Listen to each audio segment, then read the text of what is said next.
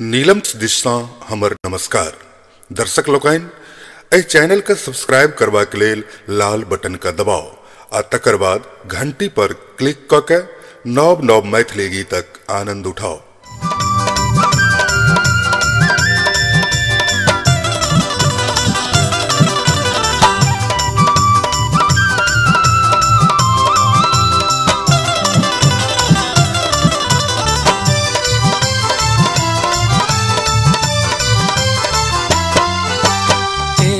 दिल कौगे सजनी गिरवा लागल टिकुली के दिल कौगे सजनी गिरवा लागल टिकुली के दिल कौगे सजनी बाजू बंद हंसूली के दिल कौगे सजनी गिरवा लागल हंसूली।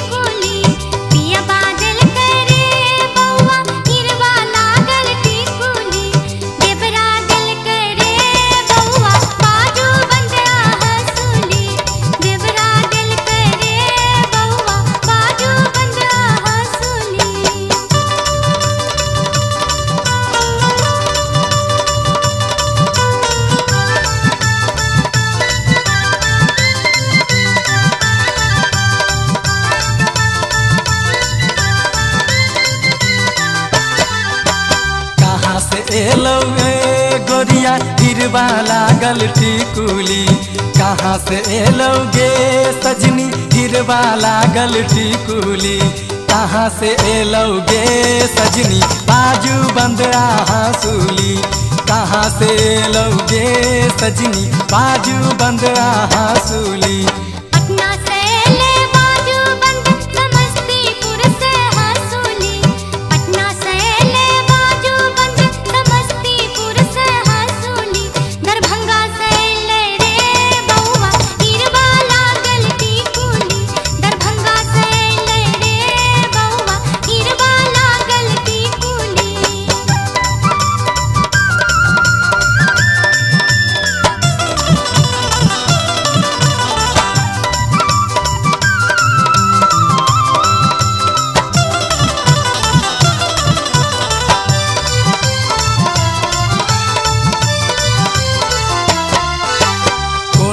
टूटलोगे सजनी बाजू बंद हंसूली कोना के टूटलोगे सजनी बाजू बंद हंसूली कोना हरेलोगे सजनी गिरवा लागल टिकुली कोना हरेलोगे सजनी गिरवा लागल टिकुली।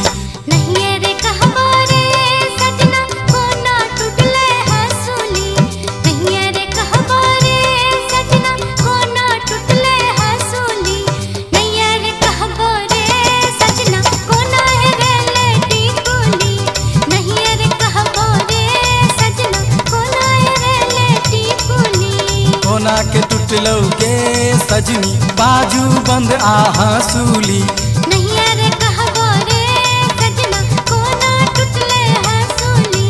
कोना हरेलोगे सजनी गिरवा लागल टिकुली।